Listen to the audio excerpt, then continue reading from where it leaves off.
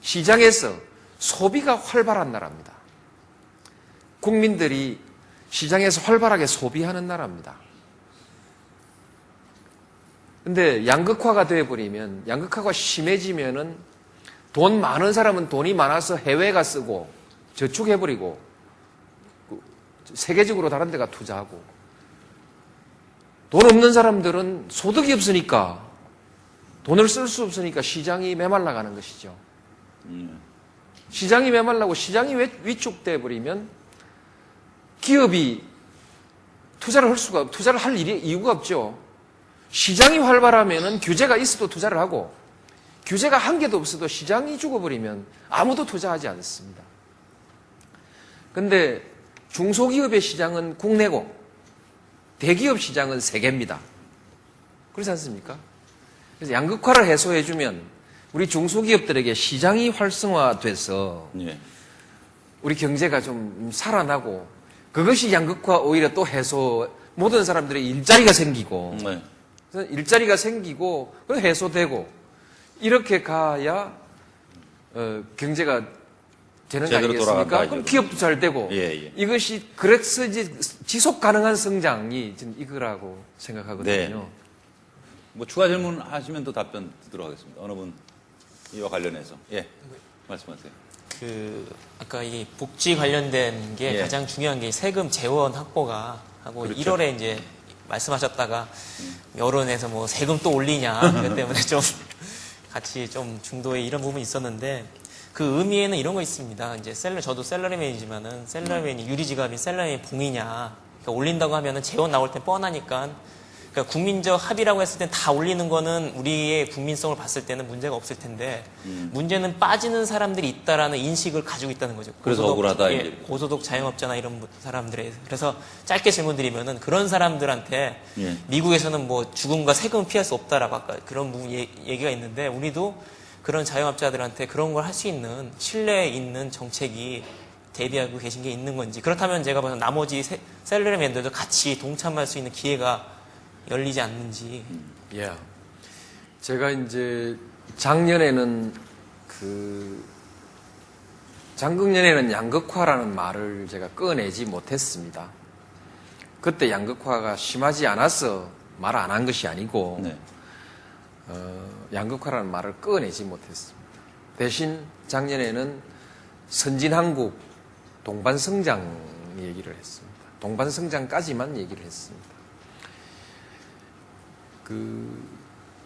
작년에 양극화 얘기를 꺼낼 수 없었던 것이, 양극화 얘기 꺼내면 세금 올리자 이 말이지 이렇게 하면 바로 정치적으로 반대 입장에 있는 사람들이, 저를 공격하는 사람들은 세금 얘기로 바로 하게 돼 있고, 또 여러분들이 아시듯이 언론 환경이 제게 그렇게 좋지도 않지 않습니까?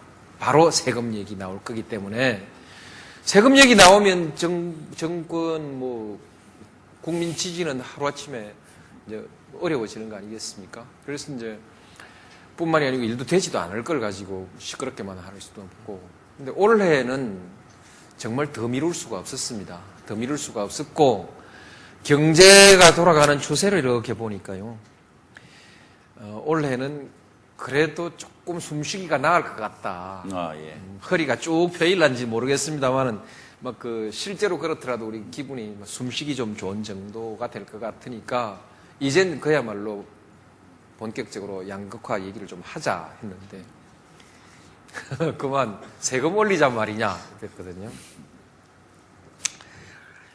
그래서 제가 또 표를 하나 준비를 해왔습니다. 세금을 올리자 말이냐 이 말 대답하기 전에 세금 관련 표가 기술적인 문제가 있어서 지금 준비가 안 되는 것 같은데 띄우기가 좀 어렵다고 하는데, 그래서 이제 말로 말씀을 드리죠. 이제 그 세금 내란 말이냐 하는데, 그 물에 대해서는 아직 저도 확실하게 답을 할 수가 없습니다. 답을 다 정확하게 말씀드리기에도 준비가 안 됐거니와 전략적으로도 제가 그렇게 세금 내라고 말씀을 드릴 수 없는데, 세금 내란 말이냐 이 얘기는 그건 아직 그 말은 아니고, 우리가 함께 좀 생각해 봅시다. 한번 논의를 해 봅시다. 방법을 연구해 봅시다. 이렇게 대답하고요. 근데 세금 얘기가 나오니까 그 다음에 바로 나오는 것이 그 월급쟁이가 봉이냐, 네. 직장인이 봉이냐 이렇게 나왔는데요. 그 이제 지금도 많이 낸다 이렇게 생각하는 거죠. 직장인들이 봉이냐 이러는데 그 점은 물론 이제 그 자영업자하고 사이에서의 형평 문제를 제기하는 것이라는 점은 알겠습니다만은 그러나 그럼에도 불구하고 아직까지 좀 잘못 이해하고 있는 부분이 있는 것 같습니다. 우선 우리가 소득세를 보면은 소득세는 근로소득세가 있는데 근로소득세의 90%를 상위 20%, 소위 소득 5분위 상위 20%가 근로소득세 90%를 내고 있습니다. 소득 계층의 절반 정도는 소득세를 전혀 내지 않습니다. 그러니까 혹시 세금을 더 올리더라도 모든 봉급생활자를 봉으로 만들자는 것이 아니라 지금 세금 구조대로 가더라도 상위 소득 20%가 근로소득세 90%를 내고 있으니까 세금을 물어도 화를 낼 사람은 상위 20%만 화를 내는 건 좋은데 나머지 부분들은 막 나는 별로 손해볼 건 없다 이런 정도로는 이해는 하고 계시라는 겁니다. 예? 예. 마치 뭐 TV나 신문을 보면은 봉급자들이 지금 벌기할 것만 같은 생각이 드는데 겁이 나요. 어디 갔다가 이게 돌 맞는 거 아닌가 싶고 겁이 나는데 내 소득이 상위 20% 아니다 하거든. 일단 조금 한숨 돌리고 좀 봐주시고요. 예. 그다음에 종합소득세 가지 않습니까? 예, 예. 종합소득세 쪽으로 가면은 상위 20%가 되게 그렇죠? 근로종합소득세 조금 올려주세요. 잘 안 되나 봐요. 이게 예, 그렇죠? 97%를 그 종합소득세 이제 전체 소득을 합산해 가지고 내면은 96.7%를 상위 20%가 다 내고 있으니까 우선 그 세금 문제에 대해서는 팔을 긋고 화를 낼 분들은 1차적으로는 상위 20% 소득자들이 좀 하고 저하고 좀 대화를 좀 했으면 좋겠다. 박범영 씨는 상위 20% 아닙니다. 지금 표정 편안한. 예? 박범영 씨는 상위 예. 20%는 아닙니다. 예, 근데 실제로요, 상위 20% 있는 분들은 또 그 설문조사를 해보면, 소득 필요하면 낼 건 좀 내야지. 이렇게 예. 말씀들 뭐 하시고. 여유가 있는 계층이라고 볼 수 있죠. 그 이제 좀 얘기가 길었습니다만, 네. 어쨌든 그 이제 제일 문제는 그거라고 생각합니다. 우리 박영범 씨가 박범영 씨가 질문하신 대로 탈세하는 사람이 있으니까. 예.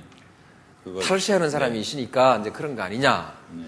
근데 지금 이 지하 경제를 가지고 아주 부풀려서 계산하는 분도 있고, 우리가 이제 실제로 국세청이 실제로 계산을 하는 게 있고 해서 이 계산 차이가 많이 납니다만은 어쨌든 이제 그거 용납하지 않겠습니다. 일단 이번 국세청은 참여정부 국세청은 좀 다른 것 같지 않습니까? 최근에 뭐 고소득 자영업자 최근 열심히 이전에라도 추적하고 있습니다. 출발할 때 경제 어렵다 뭐 어쩐다 해도 우리 50만 원 접대비 50만 원 그거 예. 관철했죠. 그동안에 불로소득 탈세 또는 뭐 이런 데 대한 세무조사 확실하게 했고요.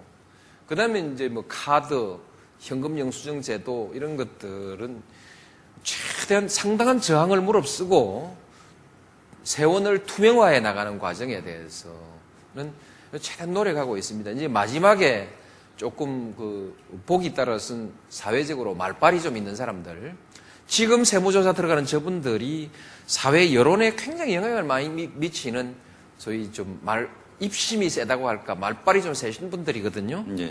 근데 눈 딱 감고 우리 국세청이 하는가 봐요. 저 하라고 안 시켰는데 예. 국세청이 달라졌어요. 달라졌으니까 어떤 우리가 조세 형평에 대해서 예.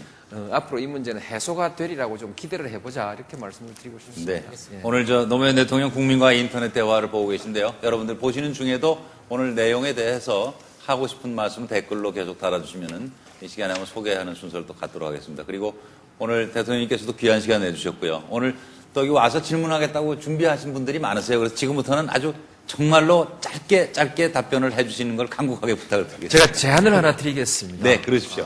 그 시작한 건데요. 네, 네. 그 말을 한 이상 우리가 확실하게 내용을 다 해야 되거든요. 그러니까